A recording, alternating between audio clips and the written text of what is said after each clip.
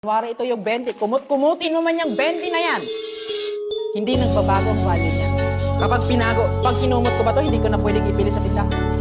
No, 20 pa rin siya. Kaya ang tanong ko, kapag ginudge kita, nagbago ba ang value mo?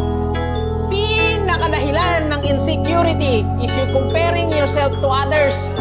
Pinaka-root evil or pinaka-ugat kung bakit may insecurities, kinukumpara mo yung sarili mo sa iba to the point na hindi mo kayang i-appreciate yung sarili mo.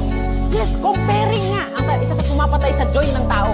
Ilang beses ko nang ginawang example ko. Para lang maintindihan ninyo. Sige, ulitin ko. Para sa inyo.